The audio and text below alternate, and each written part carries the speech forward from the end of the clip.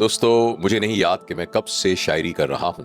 انسان کی فطرت میں ایک داعیہ اور خواہش ہے کہ وہ اظہار چاہتا ہے، اسی لیے شاید انسان کو اشرف المخلوقات اور حیوان ناطق کہا جاتا ہے کہ وہ بول سکتا ہے۔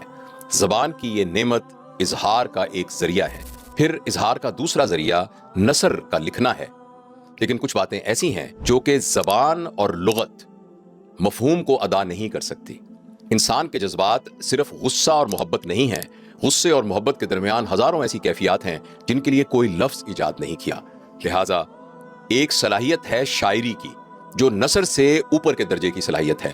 جیسے میں نے آپ سے عرض کیا کہ تقریباً بچپن سے شعر کہہ رہا ہوں، اور اب میری شاعری کا یہ تھرڈ ایڈیشن میری شاعری کی کتاب کا مگر ممکن ہے حال ہی میں مارکیٹ میں آیا ہے۔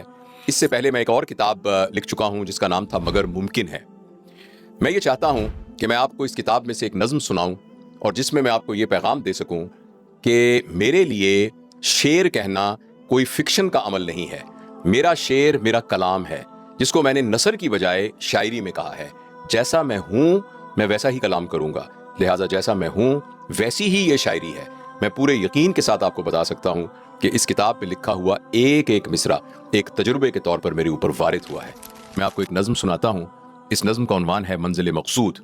میں یہ چاہوں گا کہ اس نظم کو آپ ویژولائز کریں۔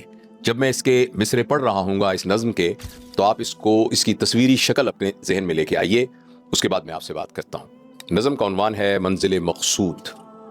بہت مشکل بہت تکلیف دہ رستہ پڑا تھا، انا کا کوہ ہیبت ناک بھی آگے کھڑا تھا، نہ کوئی ہم سفر میرا نہ کوئی ہم نوا تھا، میں اس انجان رستے پر اکیلا چل پڑا تھا۔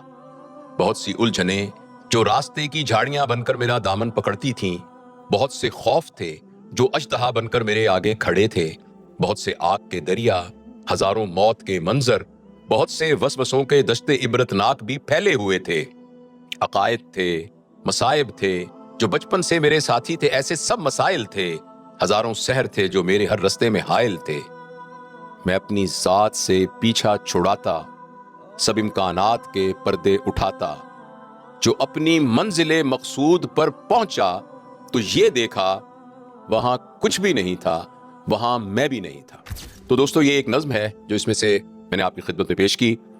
میرا بہت دل چاہتا ہے کہ جو میں نے دیکھا، جو میں نے سوچا، جو میں نے محسوس کیا، اس کو شاعری کی زبان پر میں اپنے پیاروں کو اور اپنے دوستوں کو پہنچا سکوں۔ تو یہ میری کتاب ہے مگر ممکن ہے، اس کا تیسرا ایڈیشن، اور اس ویڈیو کے ساتھ آپ کو وہ لنک موجود ہے۔ تو مجھے یقین ہے کہ آپ ضرور اس کتاب کو پڑھیں گے اور مجھے اس سے بہت زیادہ خوشی ہوگی۔